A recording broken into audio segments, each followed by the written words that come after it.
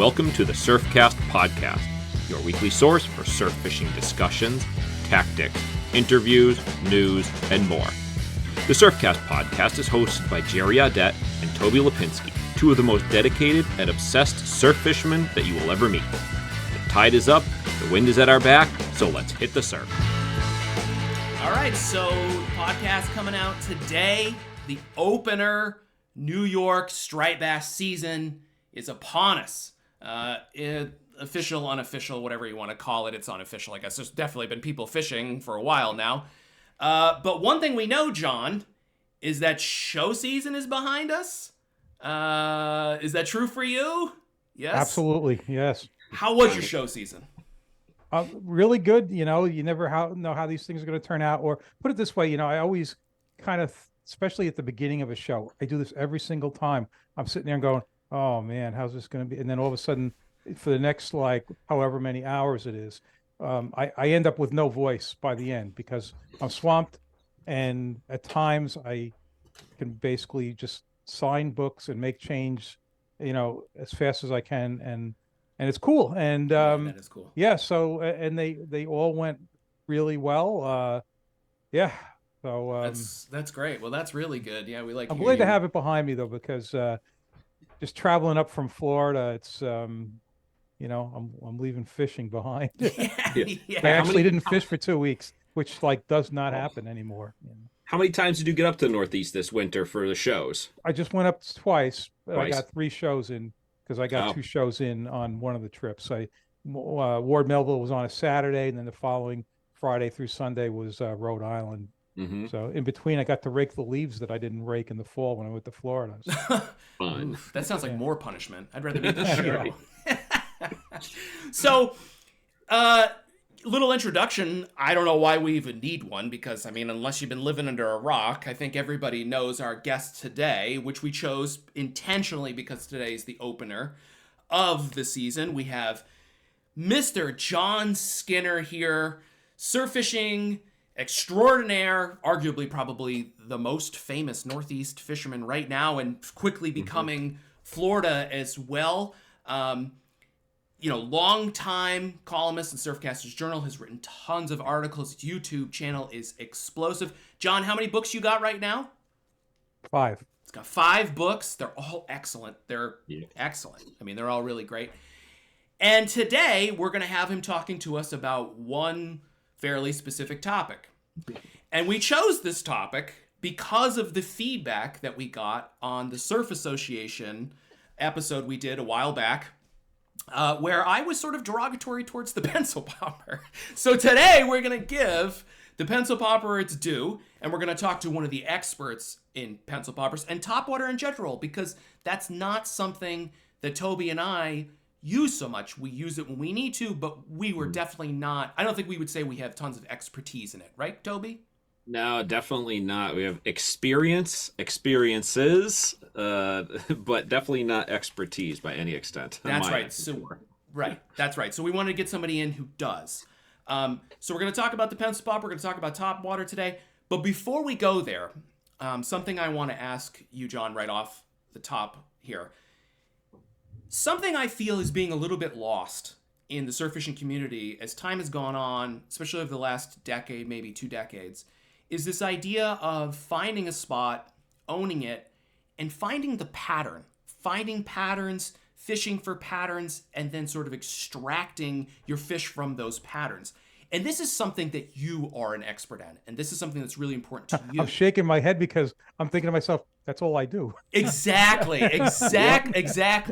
So can you talk to us just a little bit briefly about what that means, about fishing for patterns and what that means to you?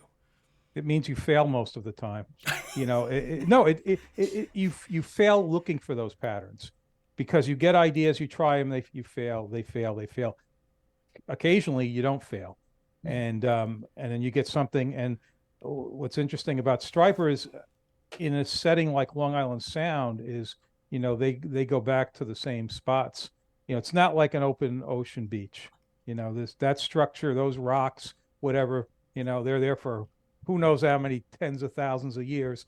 And tens of thousands of years from now, you know, they're going to be in the same place. And yeah, so that hard structure is permanent as far as we're concerned, and the stripers are dependable, and so whereas I will fail a lot trying to find the patterns, um, the ones I have will then give me a high percentage of doing well when I fish, because when I'm fishing those patterns. The hard part is that when you've got things that work, it's hard to go look for other things, because look, you can only be in one place at a time. And you're talking about this top water stuff. Well, for the most part, this is going to be, I want to say first light, but it's going to be early morning, and then it's going to be right after sunset, right before sunset, after sunrise. You've got those windows.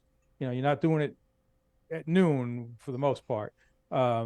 So you can only be in one place at a time. So, yeah. So when it comes to finding these patterns, is there like one specific tip you would give, or something you think people do wrong? Like, does it really just come down to being on the water as much as possible, do you think? Yeah, Or... that helps. I'll tell you how I've found a couple of them. One was I found it tube and worming. I mean, intentionally looking for them. I had an idea.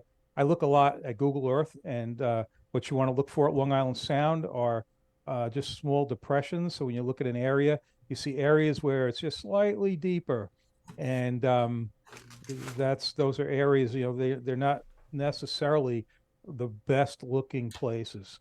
It's funny, the one I had back where I used to live. I only moved 25 miles a few years ago, but where I used to live, the spot that I had there, if you were to go along that beach, you would never stop where those fish were, because there were such beautiful looking boulder structure areas, and that's not where they were. Yeah, they were hidden boulders in a little bit of a depression, and that's where the fish were stacked up. And I found those. What I would do with the kayak is troll, tube, and worm, basically within casting distance, follow contours. In this case, it was a little bit of it was like a little dip, maybe 6 feet to 9 feet, and the fish probably go along that thing, but they settle into this one area. And you could probably, no, I not probably, you could go to these spots in the summer, middle of the day, and you'll see them. I'm not saying you're going to go down there and it's going to be like an aquarium, but you will see some striped bass. And I can tell you that in most of the places where I would dive, you would not see them. So to see a few is very significant. So like that's how I found one of them. Another one was just basically a good looking area, just a lot of fishing, and this is where they are. Yeah, so you were canvassing, you were out, poking around and looking, and not necessarily caught up on one specific sort of structure or another. You were really out there sort of methodically taking apart the shore. Is that fair? Yeah, covering good looking ground, and having something produce. But the tube and worm one was, well, hey, when you go over the spot, 3 times in a row and get a big fish, and it's like 4 o'clock in the afternoon and late August or September, whatever it was, early September. I can remember coming home and going to my wife, I think I found a gold mine, and I did. And here's the funny thing, because I don't like to travel if I don't have to. I mean, I live on the North Fork now. It's such a wonderful place. I hate to leave it, so I won't make the 25-mile drive back west. So I abandoned that spot. No. What I was doing was, when I was still working, I would hit the spot before work or after work, because I had to drive by it to get to work. But I knew the whole time that once I retired, there was no way I was going back there. Yeah. I mean, does it? So it's there now. Does it make you sad? I mean, do you miss it? No, not at all. No, you don't miss it at all. No, because I have other things to do. Yeah, you've moved on. Yeah, that's interesting. No nostalgia. That's funny. If I had nostalgia, I would drive. I would go ahead and make that 30-minute drive. It's only a half an hour drive, but you know what? That goes to how I fish too. I try as best I can to. I've always said to people, don't spend a lot of time driving to these top shelf places that you read about in the magazines. Learn a pretty good place really, really well, and and understand it, and you're going to end up being way ahead because you're going to be able to put a sustained effort on something like that. Yeah, so let me follow up then with that, because that's exactly gets to my question. Do you think I think I know the answer, but do you think the average angler would be more successful trying to pattern a local spot like that than chasing around bites that they hear about and bodies of fish? The chasing is bad. Okay. I mean, that's just that's just. I mean, yeah, it's just bad. I often say that I'm not a fan of the fall, because you got the bait moving and it's screwing up the patterns, because the bait's sucking the fish out of the good spots and everything. Yeah, and these the good spots that I know are not obvious. It's not like the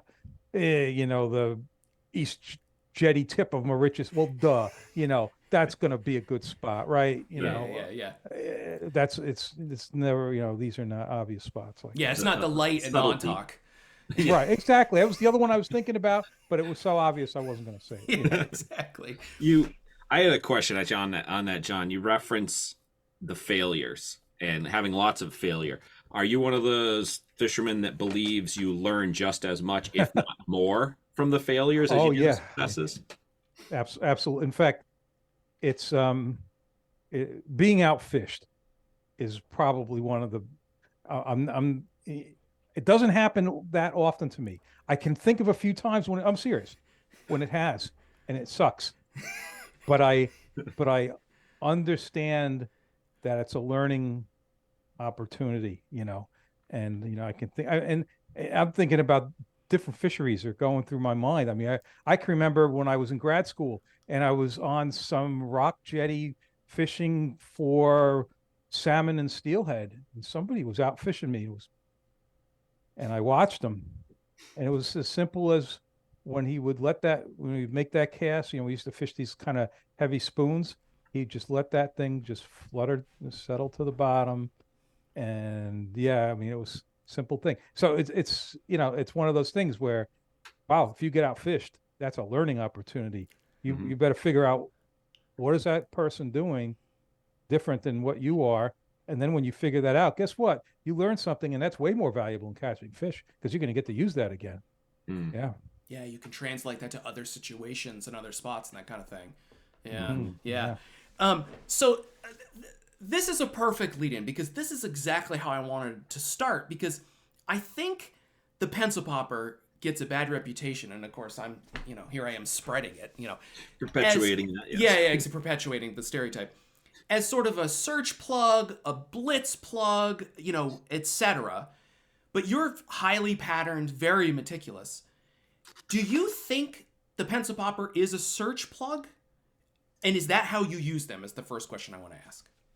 Well, it is. I mean, so I don't use that term much, but I'm assuming it means you're looking for things. You know what I do? I say it's the closest thing a surfcaster has to a fish finder. So I guess that's just another way of saying it. But that's what I've always thought of a pencil popper. It's the closest thing we've got to a fish finder. Well, why do you say that? What because, does that mean? Well, as with any topwater, you don't need to get a hit to know that fish is there, because the fish is going to make itself known by a boil, a swirl, a blow up. But even just a faint boil is enough. That fish is there, even though it didn't hit. And so I must be really out of it, because I didn't realize that pencil poppers have a bad reputation. Maybe just with us. I look well. So I got questions for you guys. So how you guys doing all your fishing in the dark? Yeah. 99%. Well, come on. Look, when I did that, you think I had pencil poppers in my bag? I think the problem, and I'm going to speak for a huge segment of anglers and probably get it wrong. I think the connotation with the pencil popper is guys take it out and they blindly cast at the water. That's all they do. They just walk down to the water and they blindly cast out a pencil popper. And their assumption is this thing catches fish because John Skinner catches fish, so it works. But that's not how you use it. You use it like a tool, right? Yeah, well, look, the reason I use it is I fish a lot of calm, clear water, and you cannot let those fish have a good look at whatever it is you're trying to sell them. And sure, a regular popper makes, a racket, not like a pencil popper. Pencil popper rips up the surface of the water. They can't make heads or tails of it. Um, hey, you know what? It's not rocket science. That's pretty much it in a nutshell. I'm fishing a lot of calm, clear water, and fish react to it. They rise to it. Even if they're down. Well, look, what am I hitting? 15 feet of water, probably at most, maybe 20 feet. They're going to come up and hit that. They know it's there. That water's clear. It's calm. It's making a commotion. And again, they don't need to hit it to let me know there's fish there, and that's really important to me. Oh, and it casts forever, right? Mm-hmm. Yes, I would love to throw if I could throw a spook as far as I can throw a pencil popper, then maybe I'm going to be throwing a spook all the time. But that's not the case. I'm sure I can fire a pencil twice the distance, pretty damn close to twice the distance as a spook. Yeah, there's not much to cast further. That's for sure. Yeah. I think it's really just the concept that we're putting out there that it's rather than thinking the water through in front, rather than putting that lure into certain spots, it's like Jerry said, it's just blind throwing it and not putting any extra thought, anything like the same angler might do if they were throwing a bucktail, if they were fishing a needlefish. Just seems to get that the perception that you don't need to worry about that side of it, which you need fish, man. And the thing is, if you have fish, that's a lure that can get them to strike. I mean, there's some magic lures out there. I think one of the most magic lures out there is a tube and worm. It's too bad we can't cast those. You guys don't do any kayak fishing, huh? I have tube and wormed on boat and kayak. Yeah. Oh, yeah. So, to me, it's a stupid looking thing. You drag that through the water and you think, well, what are they thinking? But that's a lure that takes a big fish all times of the day. And you don't need real sandworms. Those 6-inch gulp bloodworms work just great, and they are pretty resistant to the sea bass and the porgies to some extent, much more so than a real sandworm. So there's a lure. You want to talk about, I guess we'd call a search lure. Well, there you go, because that thing, finds fish. Mm-hmm. Yeah. So question on, to try to stick back to the topic here, to stay with it with the pencil popper. You obviously believe in it, made some good cases for it so far. What do you think are some of the top things that anglers do wrong, or perhaps just don't understand about using the pencil popper to its like most effective level, like being most effective in the surf with the popper? Well, I don't know what they could be doing wrong with it, other than throwing it and look. So you mentioned it being a tool. Well, that's what it is. And you know what? I'm somebody who likes to reduce variables for anything. And to me, that lure. I've got a lot of confidence in it. To me, it is the lure that is most likely to catch a bass in the daylight in calm, clear water. It's that simple. I mean, a lot of these places I'm fishing, there's not a lot of current either. In fact, you know what? Now that I think about these, the best places that I have don't have a lot of current. So these are lazy fish. They're hanging out. These are staging spots, It's funny. As you're saying that, you're just talking about the calmness, the clear water, the lack of the movement. I'm envisioning some of your videos where you're watching the popper, and just that without even realizing when I was watching them, I'm picking up on some of those aspects of it. The direction from where you cast to where the popper comes to you on the rare time that you don't get the hit, or you're not landing a fish. There isn't a lot of lateral movement in those. That's right. That's right. And as I'm running through different spots, the same could be said on all of them. Which is That's really interesting. So let me ask you about that, because I feel, for me in the surf, if I don't have some form of angular water movement. I always call it lateral, but it doesn't have to be lateral. It can be at an angle, somewhere to the beach. Generally, that's sort of universal for all of my spots. Now, of course, sand beaches change and whatever. Are these places that you think, or do you know, fish well at night, or are these just daytime spots? Oh, no, they fish well at night. And there's no current there, huh? Very little. Wow, so, that's really interesting. Look, here's another thought I have about stripers. There's 24 hours in a day. Well, how many hours a day you think they're feeding? One? Look, you take a fish. These are fish that live in an environment.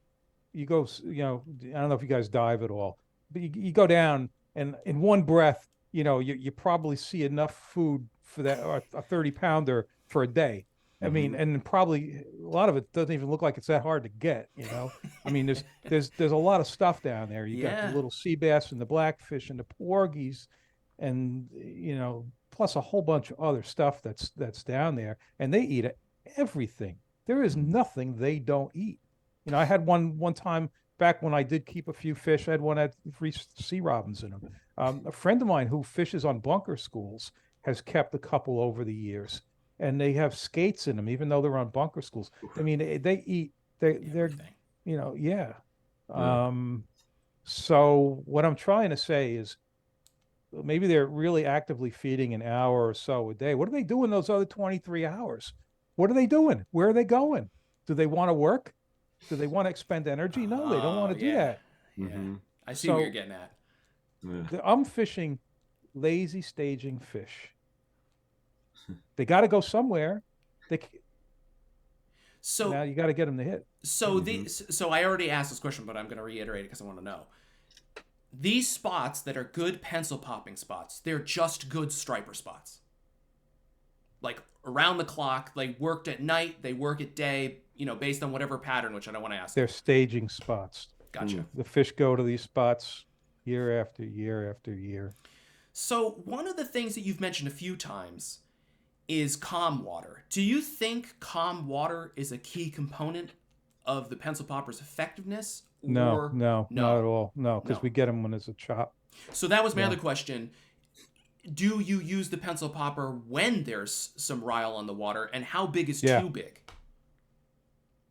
If the water's clean and I can reach them, I'm fine. Yeah. In fact, the best, this has nothing to do with the fishing you see me do on the videos, but the best water is outgoing current at the inlet with waves coming in, where it looks like Hawaii 5-0. Oh my God, yeah, wow, yeah. In like when the mullet are pouring, oh boy, yeah. And pencil popper can work there. Oh, absolutely, yeah. Yeah.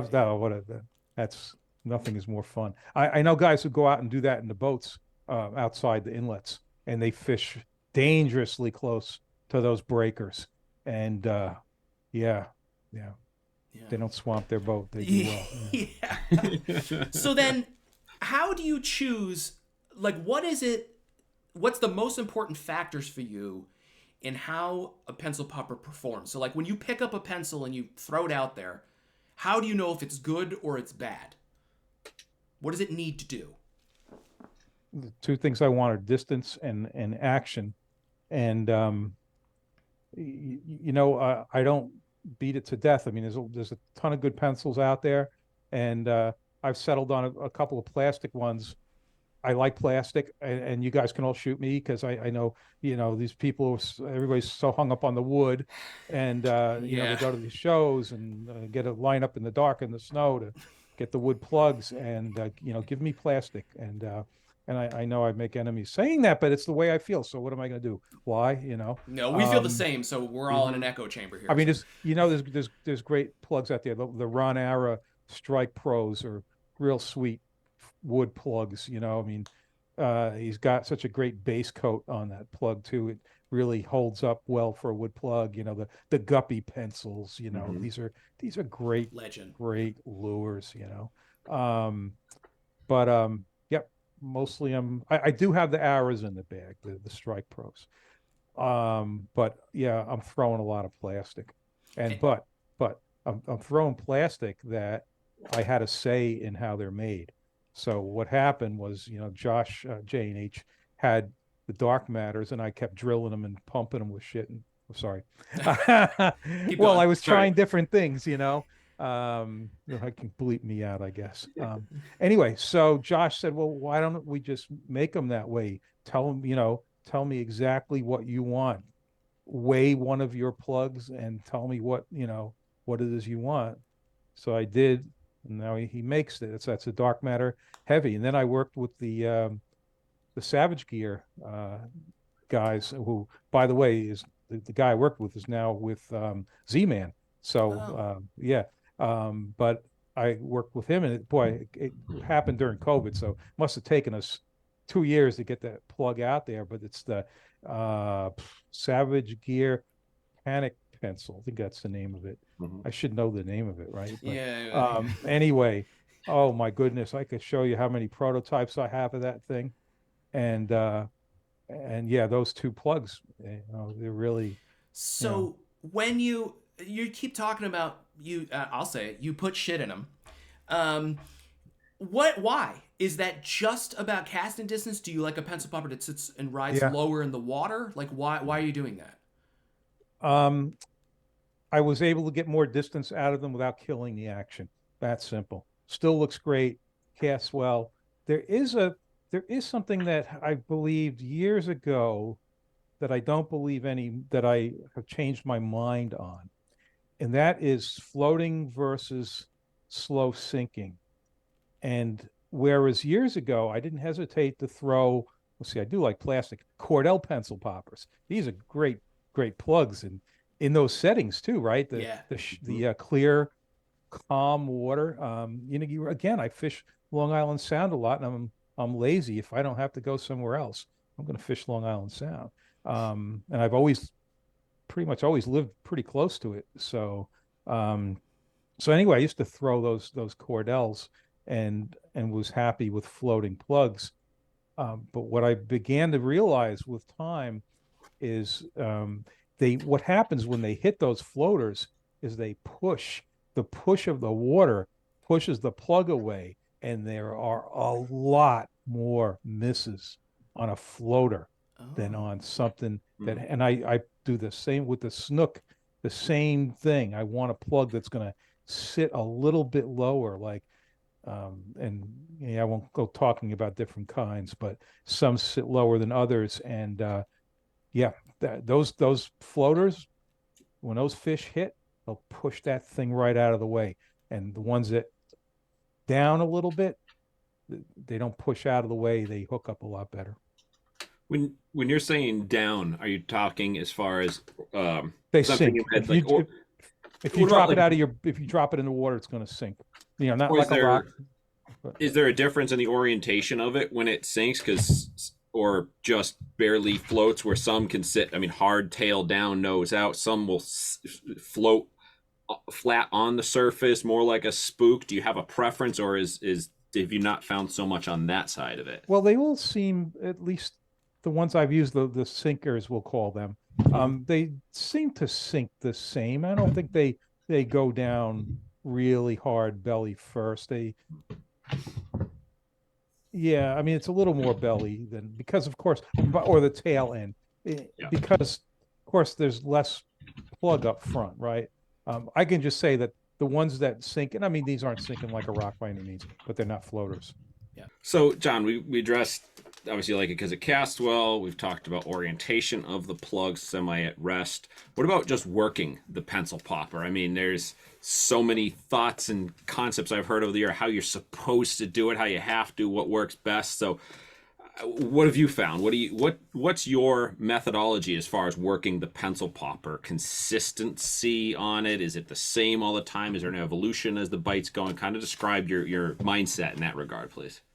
I'm always going to start off doing the same thing, and it's kind of what I consider down the middle. It's not super slow. It's not super fast. I might tweak it a bit during a trip. The one thing I will do is if a fish starts boiling, I will beat the crap out of the top of the water with that. If he starts boiling, I just don't want it to get a really good look at it. And yeah, I mean that seems to work. I mean, it gets them fired up. But I'm not working super slow. There's where I fish. There's like one other guy who fishes there, and he fishes it faster than I do. And I try to keep that in mind sometimes. That hey, maybe I should just speed it up once in a while, but always end up in that middle section. Now, where you said there, you get the boil and you try to really slash it, make it move more, give more. You're not retrieving it faster. You're just working. That's right. Faster. I'm working it harder. Yeah. So I'm not changing the speed. Yeah. It's not gaining additional ground. It's just going wilder in the same distance over the same amount of time. Right. Yeah. Are you? I mean, are you looking for a dance, a zigzag, a slap? Is there a visual key that you're like, all right, it's doing kind of what I want at this point? It's probably a zigzag. I want it, but I want to see. What, to me, lateral motion on a lure is a great thing. The more lateral, I mean, that's why it's spook, especially if you can reach the fish with that 9-inch spook and boop boop boop boop boop boop. So I definitely would like to see that on the pencil. So what's interesting is right in the other room, I can look through the window and look out at a fish light and watch fish most nights. And what's interesting are some of the bait fish in there. You think like our darters, they dart just like some of our lures. I say, oh, the fish are swimming like our lures. I understand that the lures are swimming like the fish, but it's really cool to see them dart like that. And I don't think I've ever witnessed it without, before seeing them in a fish light. So I think that lateral movement is just so important. And the funny thing is, those bait fish will be doing that at the same time there's snook in the light. And, once in a while they go chasing them. I don't know how successful they are. They must get them occasionally, but side to side is a very powerful thing for many lures. That's why I love gliders too. I'm the glider guy, right? They're another lure that does that. They're subsurface spook is essentially what they are. So let me ask you. You use the pencil a lot. You got these great videos. We've more recently seen you using the spook. I don't see you using a traditional popper like a Polaris or something, or like a creek chub, something like that. Yeah. Why? Yeah. I have in the past. I mean, in fact, if Manny Moreno was around, he would probably tell you that, Skinner doesn't use the pencil, because he was always using a pencil on the beach, and I was throwing super strike poppers. But you know what? That was on the ocean, and that's a whole different thing. If I go to the ocean, probably I'm going to throw a super strike. See, there's the plastic again, right? Yeah. I didn't say Gibbs Polaris. I said super strike little neck. I'm going to throw that super strike probably in the ocean. But why? I'm finding it. Why? What's different? Why in the ocean? Well, because the water's the water's never as calm, and I don't tend to fish. If I'm fishing the ocean and it's really, really calm, then probably it's because there's big bunker around or something. You know what I mean? I don't seek out. I don't go, oh wow, the ocean's like a pond, I better go there and fish it. I tend to be fishing rougher water when it's on the ocean. But in the Sound, it's the opposite. It's calm most of the time. I just don't find that that those plugs the regular poppers do as well. I'm not saying they'll never catch fish. Of course, that's they will, but not like the pencil. Are there conditions, and maybe you've touched on this a little bit, but are there conditions where you look at the water and go, this is definitely not a pencil popper situation? Dirty. Okay. Dirty, you mean like cloudy, or dirty, weedy, or any sort of floating? Well, if it's weedy, it's hard to do anything, right? But cloudy, churn, Do you just go home in that situation, or do you reach for something else? I tend not to fish it if it's brown in the Sound. First of all, by where I live now, that doesn't happen very often. But when it does, save your energy, because as soon as it starts clearing up, that's usually a really good time to fish. Do you fish these plugs right out of the package, or do you have like a preferred hook setup when you're fishing these plugs? Does it matter that much? Well, I'm the big sigh is that I got to pick the hooks on both of the plugs. Okay. Actually, I shouldn't say that. I picked the hooks for the dark matter plugs, and I think they're fine. They're good. They're VMC's 9626. Yeah. They're fine. I think that's a good hook to put on a good stock hook. And what do? I put the gladiators on there. The 6.0s. Those hooks, boy, do you guys use those? You must use them, right? Yeah. Yeah. So, boy, they're hard to keep the rust off them, isn't it? It's just something about the content, whatever they're made of, they tend to rust more. So, yeah, I use those just because, I've got a lot of rocks where I fish. Even if they're not popping out of the water, they're down there. Every fish is an issue, and I want to be able to really cinch down on them. So I don't want to think about, you can straighten, as you know, a 9626. Yeah, you certainly can. Have you tried like the single inlines at all on the pencils? So I've messed with those inline. I was going to say those damn inline hooks. I've messed with those in a couple of settings, including down here on spooks, and especially on the belly hook. I think it's probably okay on the tail hook. I still end up just using the trebles, and one of the reasons is, these plugs, they're developed with trebles. I don't think people are developing. Put the two I'm using, I know for sure they were developed with treble hooks, and there's a certain amount of drag that those hooks have. But that said, I don't see any issue with replacing the tail hook with a single. I know. I think, Jerry, you just get rid of that. Well, see, you're not pencil popping, though. Where we've had this discussion. Well, you guys are fishing. Yeah. But even on my pencils and spooks along those lines, the belly hook and a flag on the back. I don't run any hook on the back of my top water. I generally don't either. But yeah. But I have trouble with the big spook running. I know other people have done it and have great success with it, but I've actually had trouble using a single inline on the big dock. We're talking about the dock. When we say spook, what we really mean is the dock. So. Yeah, right. I just find that inline just folds up against the body of the plug. That's my impression. People say, "Oh, well, you have to use a really large hook." Well, how much larger a hook do I got to put on there? Yeah, I've used those giant ones though, even on the dock. Like, I don't remember, they're 9.0s or whatever. They're huge. I mean, they look like a shark circle hook. And for me, I think what ends up happening is when that plug goes back and forth, you're getting the swing of the hook going the opposite direction. Oh boy! And so then then you've got this swing back and forth, and you don't have those extra points. And I'm screwing up my camera because I'm gesticulating too much. But so that's been my problem. So I crushed the barbs. But let me just say that I crushed the barbs because, first of all, you're going to catch more fish if you crush the barbs. I mean, there's just there's not too many. There's some fish that might not be true, but I'm trying to think what they might be. Yeah. You mean because you're getting better hook penetration Hook set is everything. Right. Hook set is everything. Especially on a pencil popper, right? I mean, any lure. Yeah. Okay. Yeah.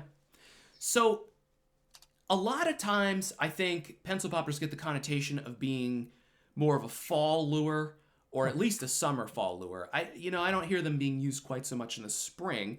We're obviously doing this on opening day. Is there a time of year for you with a pencil popper, or it just is all the time? Yes, when there's fish. When there's fish. Okay, great. The time of year when there's fish. So if today the situation presented itself, you wouldn't be like, it's too early for a pencil popper. You'd be throwing it. Well, you know what? Here's the thing: is those fish aren't going to be in those places on April 15th. They're going to be in some canal.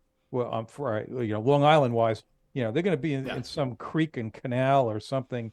And yeah, I'm going to be fishing different stuff for that. I'm not using the pencil all the time, but I'm using it, and certainly for a good chunk of the season. But yeah, right now, the fishing that would present first in the places I fish, actually, they're not the same place. You know what I mean? They're not the same. I'm not fishing those pencil spots in April or maybe even May. So, yeah. But they're not. So So then there is a little bit of like a location bias for the pencil. You're not carrying the pencils to these backwater early season places. But that said, I do fish pencils on the bay side in May and do very well. So it's because there's some big fish around. Mm-hmm. So I guess I'm going to use them, and there's some adult bunker in that setting. I'm talking about the Peconic Bay system of Long Island. Yeah. There are bunker, there are big fish. Guess what? Pencil popper for sure. Yeah. I have one other really burning question. Toby, I can see you want to get in here, but I have to ask this question before you get whatever you're going to say. It has to wait. One of the things I've heard you say over and over and over is that you think the fish are angry at the pencil popper. They're just pissed at it. Do you really think that? And I'm not saying you're wrong, and I don't have any real opinion. I'm just curious, do you think that that's a thing?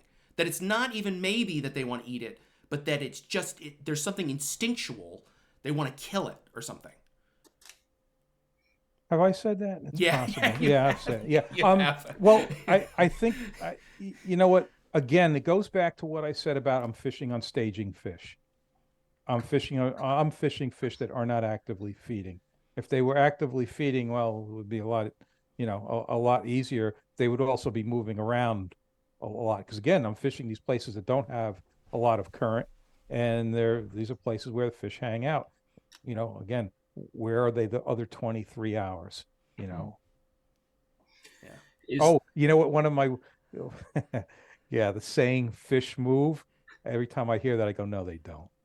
No, they don't. They don't move. Is sort of along or expanding on Jerry asking about when you're going to fish them, if there's certain seasonality, kind of along those lines. Do you think that the pencil popper directly represents a certain type of bait fish, or more represents a potential edible opportunity? Do you think they more replicate certain? Because I've heard theories on just about every bait fish out there that's what the pencil popper looks like, and none of them was really concrete enough for me. But what do you think on that? Well, I think it's a great thing if you've got bunker, or in the old days we had herring. We don't have that right. But yeah, if there's adult bunker around, that's a great thing. However, that I'm not much of a match the hatch guy, because again, I go back to the fact that where I'm fishing, those fish, there's like so much stuff for them to eat down there, that I don't know. I'm not too worried about matching the hatch. They're eating all kinds of things. You're making your pencil popper is standing out from the potential banquet that they have. They're looking up, going, it's an opportunity for them, an easy meal. Just because, although when I go take a breath and go down and look around, I'm going to see a bunch of stuff. Maybe that stuff isn't as easy to catch as they look. But that pencil popper up there that they can't quite make heads or tails of because it's thrashing the surface so much, that looks to them, like something that might be a good meal. And also it makes a lot of noise, so it can draw fish from a little bit of distance. But let me say something that you guys probably, you haven't brought up, you won't bring up, but an interesting thing I know is that they can almost have had enough of the pencil popper. Like, I'm fishing these resident fish in an area, these fish are hanging out, there's some fish around. And so here's something I've seen before is, all right, so where I'm fishing, I need to push out a little bit. So when the tide is high, I'm pushed well up the beach, right? And when the tide's high, I can't reach the fish with a spook. I can reach them with a pencil, but not a spook. Now, as the tide goes out, it gets to a point where I can push out and get on some rocks that are a little bit farther out. Now I can reach them with a spook. And what I've seen several times is, you get there, you pencil, maybe you get a couple of fish, and then it shuts down. And it shuts down until you can get out on the rock that you can then throw them a spook. And then that first cast or two, they're blowing up on the spook. And darn well, those fish watch your pencils go by for the last 40 minutes and didn't touch them. So that's a real that's an interesting thing. Yeah, that is interesting. Yeah, it makes me think when I've packed pencils, or I might just pack one, or just the spook. Now I'm gonna have to, those rare times when I do hit the daytime, pack a couple or both styles and I'll be thinking about that for sure. Yeah, that's really interesting. Um, one more for me, and Toby, I don't know what you have to follow up on this, but the pencil popper. I mean, you have a reputation as a big fish fisherman for sure. Is the pencil popper a big fish lure, or is it an any fish lure? I think it's an any fish lure that has the capability of catching big fish. For example, in these places in the Sound, you know what? You could throw red fins and catch schoolies and maybe some teen bass, but the 30 or 35 pounder, you could throw that red fin all your life. No, seriously, because you know what? Because you have Back in the day, that redfin bomber, that was it. People did that a long time, and you wouldn't get a 30 pounder in your life. All right. And these same places, if you throw a live eel after dark, or you throw a pencil at early or late, you can get those big fish. That's really interesting. So you are using it as a filter. It really is a filter for you. You're filtering out those small fish by using the pencil popper. You still get some small fish, but of course. You can get the big fish. Of course. You can get the big fish, yeah. Of course. Well, that's actually a good lead to my last question here, to sort of step away from the pencil popper to a degree and just referencing that you have those big fish. I mean, how has the fishing been on striped bass for you the last couple of years? I mean, we obviously see what we see on YouTube, but there's got to be more to it than just those trips. Actually, the last 2 years have been tough. I haven't seen any adult bunker. Actually, this year I saw a little tiny school of peanuts it might have been November. There were no bunker. I'm talking about the North Fork of Long Island now. The North Fork, Long Island Sound beaches, where you see me doing that penciling. There were no adult. I never saw any adult bunker. I mean, you look at Jersey was inundated with them. They had all those big fish, and the entire season. You have to realize I live in a place where I can walk down the end of the street and be on top of a bluff that's like 100 feet or something high. And with that I can see many miles of water. And as my wife says, what are you doing? Making sure the water's still there, because I go up so many times to look at it. That's funny. You can imagine. I'm looking at the water easily 3 times a day. I'm retired now. I'm looking at it 3 times a day, easily, and none. I know what a bunker school looks like. I saw none this year. Last year, I didn't see any until like one day in November, and there were just a handful. I mean, I saw like 12 in a pack. I was like, oh, adult bunker. So pretty much no bunker the last 2 years, and the fishing has it's declined. So that's really interesting. So even though in your spots you're saying that there's a lot of other stuff, yeah, there is a lot of stuff. You think that bunker is still very important, as I think Toby and I probably too agree. That bunker is still really important for bringing those fish into the Sound. That's it. Yeah, I think you said it right there. You said it right there. It brings me. Now, I'm not saying there's no fish, but what I'm saying, it has declined.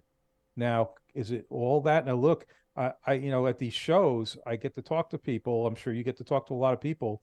Is it true that there's like hardly any bass at Cuddy Hunk? It was bad last year. I mean, I didn't get to go like I normally get to go because of my knee, but I heard it was terrible. I heard it was horrible.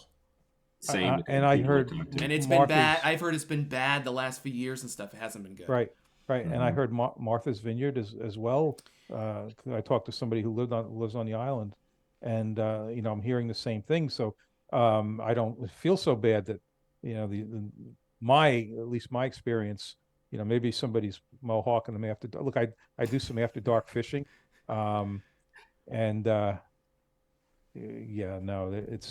it's certainly not It seems like there's a lot of deserts. It definitely seems like deserts has been growing. I'm not on a desert yet, but it's definitely declined in the last couple of years, while at the same time, you saw that run in Jersey, and you hear these stories about the guys offshore finding, striped bass, many miles offshore.